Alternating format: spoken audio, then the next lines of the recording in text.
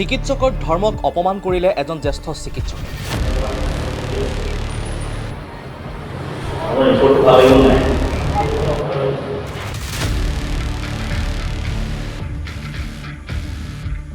এজন মুখা পিন্ধা চিকিৎসকৰ এতিয়া মুখা খোল খাইছে। পুত্ৰক হেৰুৱাৰ বেদনা বুকুত লৈ ফুৰা পিতৃ মাতৃৰ পৰা বিচাৰিলে ধন দিলেহে মৰণোত্তৰ পৰীক্ষাৰ প্ৰতিবেদন ভালকৈ দিব চিকিৎসকগৰাকীয়ে।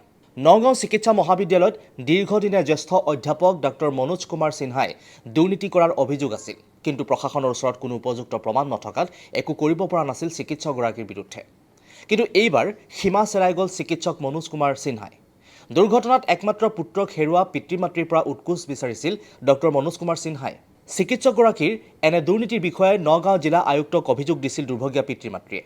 অৱশেষত মনোজ কুমাৰ সিনহাই উৎকোচ লোৱা সেই সকলোবোৰ দৃশ্য গোপন কেমেৰাত কৌশলেৰে জিলা প্ৰশাসনে আবদ্ধ কৰিলে।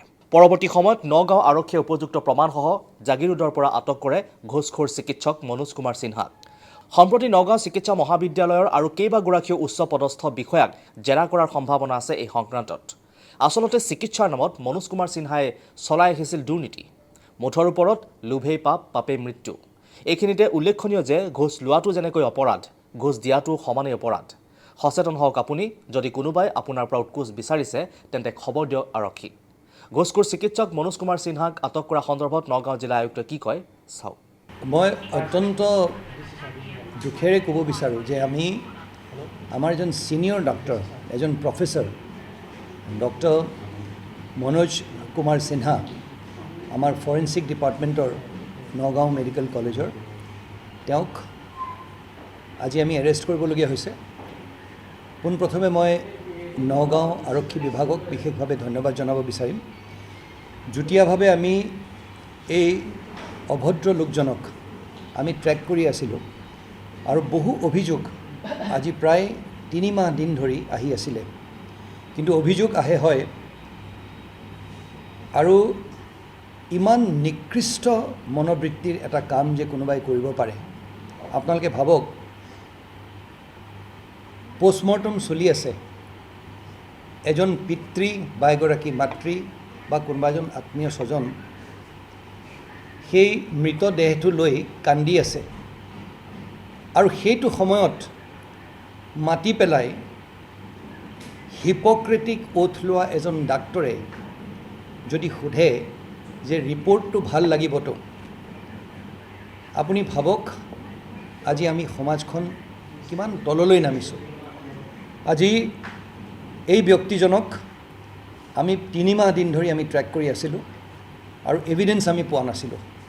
ৰাইজে আহি পেলাই কয়হি এনেকৈ তেওঁ পইচা বিচাৰে, আৰু পোষ্টমৰ্টম কৰি উঠি ইঞ্চুৰেঞ্চ কোম্পানীবিলাকৰ লগত কি আছে কি নাই নাজানো, আমি বহু কথা আমি শুনিবলৈ পাওঁ।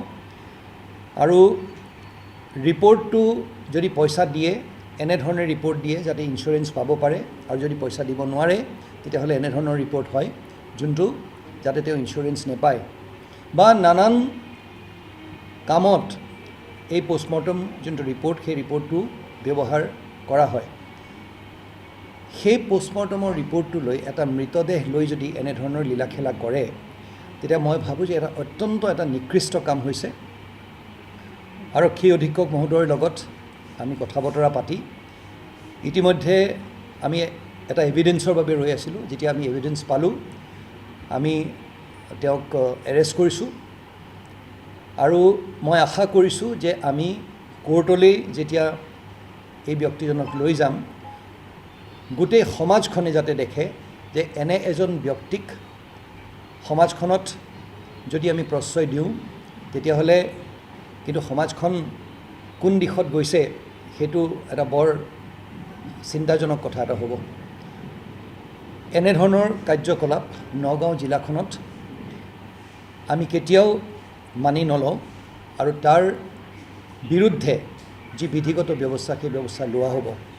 কিবা কাৰণবশতঃ হয়তো কিছুমান ক্ষেত্ৰত আমাক কমপ্লেইন দিয়া স্বত্তেও আমি তৎপৰতাৰে কিছুমান কাম কৰিব নোৱাৰোঁ। তাৰ কাৰণটো হৈছে এজন ব্যক্তিক এৰেষ্ট কৰিবলৈ গ'লে উৎকোচ লোৱাৰ বাবে আমাক সেই এভিডেঞ্চখিনি লাগে, আৰু সেই এভিডেঞ্চখিনি আমি নোপোৱাৰ ফলত আমি কৰিব নোৱাৰোঁ। এণ্টি কৰাপশ্যন ব্যুৰোও খুব সুন্দৰকৈ কাম কৰি আছে। একেলগে মিলি জিলা প্ৰশাসন আমাৰ আৰক্ষী প্ৰশাসনে একেলগে কাম কৰি আছে আৰু নগাঁও জিলাখনত আমি যদি সেই তেনেকুৱা ধৰণৰ কিবা খবৰ পাওঁ এভিডেন্স সহ যদি পাওঁ আমি উচিত ব্যৱস্থা আমি নিশ্চয় তেওঁলোকৰ বিৰুদ্ধে ল'ম গোচৰ ৰুজু কৰা হৈছে আমি এজন মেজিষ্ট্ৰেটৰ হতুৱাই আমাৰ যোনজন অতিৰিক্ত আয়ুক্ত যেতিয়া আমি এভিডেন্স পালোঁ এভিডেন্স পোৱাৰ পিছত এটা বিধিগত এটা ব্যৱস্থাৰ মাজেদি আমি যাব লাগে আমাৰ অতিৰিক্ত আয়ুক্ত কমলজিৎ শৰ্মাৰ ডাঙৰীয়া আমি এটা গোচৰ থানাত আমি ৰুজু কৰিছিলোঁ আচ্ছা দেখিবলৈ পোৱা যায় মৰুতৰ পৰীক্ষাগাৰত কিছুমান মানে MSCT কেনেন কৰা দালাৰে ভৰি পৰে তাৰ কাৰণে কি ব্যৱস্থা ল'ব নগাঁৱত কৰকচোন এইটোতো এজন প্ৰফেচাৰক চাওক এজন প্ৰফেচাৰ আমি ডক্টৰ এজনক মানে কিমান সন্মান কৰোঁ আমি 70 বছৰলৈকে ধৰি লওক তেওঁলোকে চাকৰি কৰিব পাৰে তাৰমানে ডাক্তৰ এজন আমাৰ সমাজখনৰ বাবে কিমান প্ৰয়োজনীয় সেইকাৰণে ডাক্তৰ এজনৰ বিৰুদ্ধে কিবা এটা কৰাৰ আগতে আমি 10 বাৰ ভাবি চাওঁ আৰু সেইটো আমাক হুকুমো দিয়া আছে কিন্তু এনেধৰণৰ নিকৃষ্ট মনোবৃত্তিৰ এজন প্ৰফেচাৰ আপুনি ভাবক এছিষ্টেণ্ট প্ৰফেচাৰ এছ'চিয়েট প্ৰফেচাৰ মানে একো নহ'লেও তেওঁ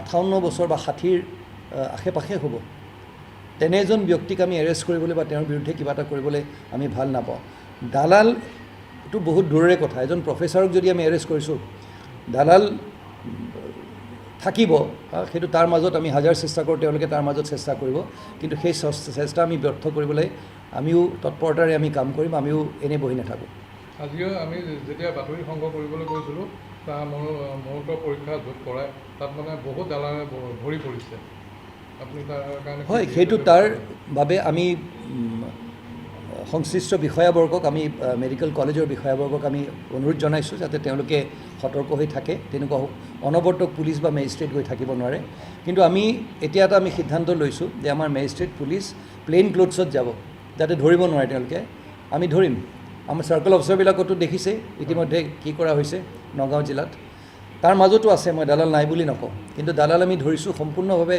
এই দালালৰ যোনটো তেওঁলোকৰ এই আমাৰ চৰকাৰী অফিচেছ যোনবিলাক কাৰ্যালয় আছে য'ত দালালবিলাকে তেওঁলোকৰ প্ৰতিপত্তি দেখুৱাই তেওঁলোকক আমি ধৰিও আছোঁ আৰু ধৰি থাকিম কি কয়